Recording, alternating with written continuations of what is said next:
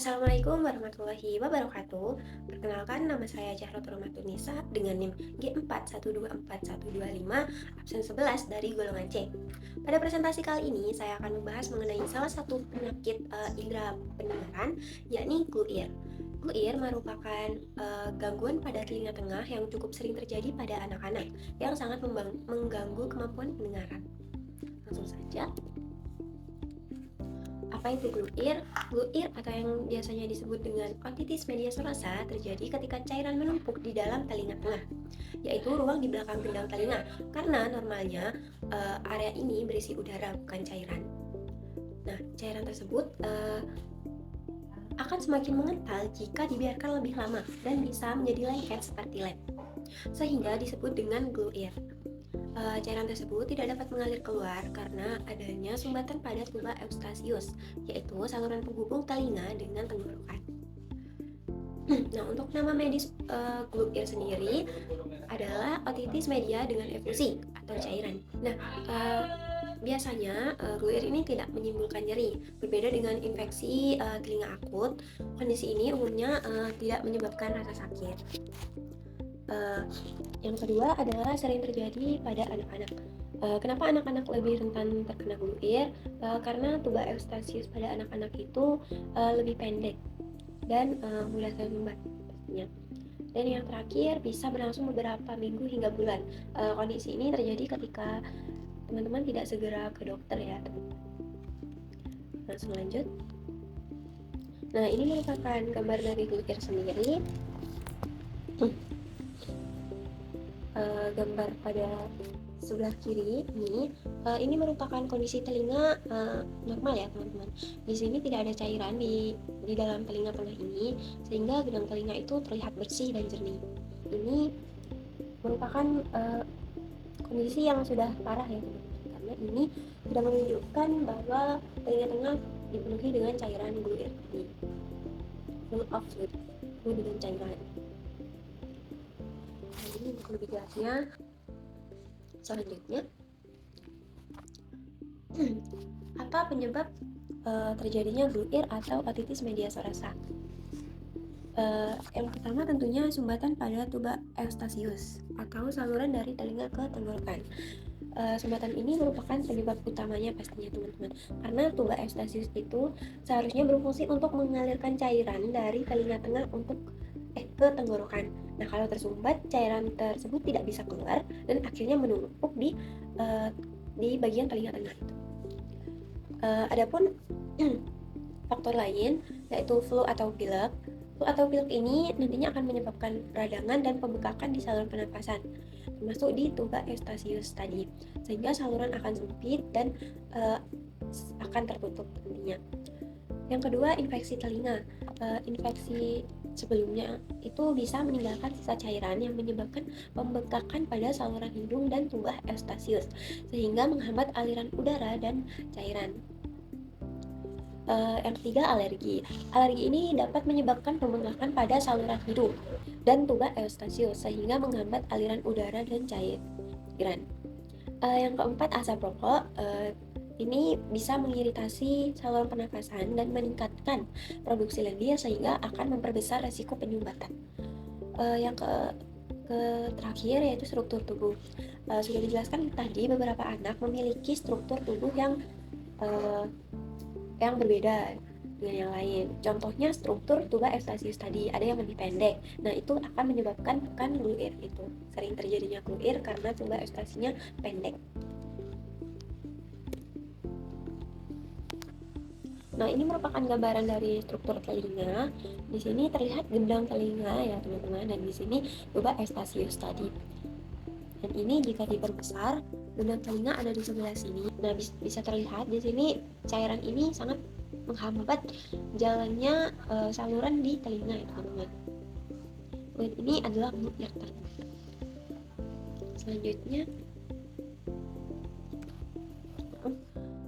tanda atau gejala. Yang pertama adalah gangguan pendengaran. Yang kedua, rasa penuh atau tekanan di telinga. Yang ketiga, gangguan keseimbangan. Telinga kan memiliki peran untuk menyeimbangkan tubuh. Jikalau telinga itu terganggu, maka akan mengganggu fungsi telinga tersebut sehingga mengganggu keseimbangan kita. Yang keempat, susah tidur. Kelima, nyeri ringan. Yang keenam, telinga berdenging atau berdesis atau disebut dengan tinnitus. Yang ketujuh, sakit telinga.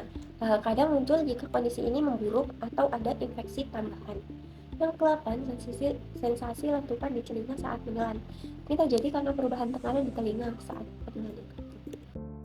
Selanjutnya, atau fisiologi. Sehari kita membahas mengenai tuba Eustachius. Nah, apa sih fungsi dari tuba Eustachius sendiri? Tuba Eustachius berfungsi untuk menjaga tekanan tetap seimbang dan mengeluarkan cairan dari telinga tengah. Jika fungsi ini terganggu, maka cairan bisa menumpuk dan menyebabkan gangguan pendengaran. Nah, langsung saja ke dalam prosesnya. Proses dimulai dari tuba Eustachius mengalami sumbatan sehingga ventilasi atau jalur dari telinga tengah ini terganggu. Nah, itu bisa terjadi entah dari alergi, infeksi, ataupun faktor lain ya. Nah, karena tersumbat tadi, udara itu tidak bisa masuk ke telinga tengah dan cairan itu pastinya tidak bisa keluar. Nah, udara yang ada lama-kelamaan akan diserap oleh jaringan sekitar sehingga jumlahnya menurun. Nah, udara di telinga tengah kan berkurang, yang menyebabkan tekanan negatif. Tekanan negatif yang dimaksud adalah tekanan di dalam telinga menjadi lebih rendah dibandingkan tekanan luar. Lalu perbedaan tekanan ini akan menyebabkan tekanan negatif tadi menarik cairan dari jaringan sekitar telinga tengah. Nah, karena tidak bisa keluar kan, cairan itu akan menumpuk dan lama-lama akan menjadi kental seperti lem tadi yang disebut guir, dan akan terjadi di sini ya teman-teman. Nah, cairan yang menghambat sekitaran jenang telinga tersebut pastinya akan mengganggu aktivitas kita sehingga pendengaran kita akan menurun pastinya. Selanjutnya, komplikasi. Yang pertama adalah gangguan pendengaran. Nah, ini bisa menetap jika tidak segera ditangani ya teman-teman. Yang kedua, bicara dan bahasa, terutama pada anak-anak karena mereka tidak mendengar dengan jelas saat berbicara sehingga dapat menghambat perkembangan anak juga nantinya. Yang ketiga, masalah keseimbangan. Ini tadi sudah dibahas ya, karena fungsi dari telinga sendiri itu menjaga keseimbangan tubuh. Jika telinganya bermasalah, maka akan bermasalah juga keseimbangannya. Dan yang terakhir, infeksi telinga berulang. Nah, cairan yang tertahan itu bisa menjadi tempat berkembangnya bakteri. Jika itu tidak segera dibersihkan, maka akan mengendap lagi bakteri-bakteri dan akan terjadi penularan infeksi jika tidak segera ditangani. Selanjutnya, penanganan medis. Untuk penanganan medis kutir dapat dilakukan dengan obat ataupun tindakan medis. Dari obat sendiri bisa menggunakan antibiotik, yang kedua bisa dengan obat alergi atau semprot hidung steroid. Ini untuk mengurangi pembekakan di tuba Eustachius dan mengurangi peradangan. Untuk tindakan medis, yang pertama bisa menggunakan hearing aid atau alat bantu dengar. Yang kedua bisa dengan grommet atau tabung kecil untuk mengeluarkan cairan dan menyeimbangkan tekanan.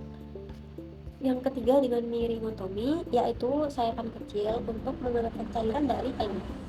Yang ketiga yaitu meringotomi, yaitu sayapan untuk mengeluarkan cairan dari telinga. Yang keempat ada adenoidektomi. Nah, ini jika perlu saja ya teman-teman, karena jika penyebab dari gulir tadi itu di adenoid, maka adenoid itu bisa diangkat dengan operasi adenoidektomi. Ini merupakan referensi yang saya gunakan.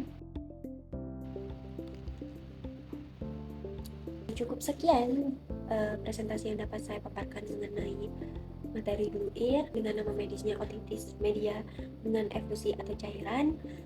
Semoga bermanfaat. Mohon maaf apabila saya ada salah kata atau penyampaian. Saya ucapkan terima kasih. Wassalamualaikum warahmatullahi wabarakatuh.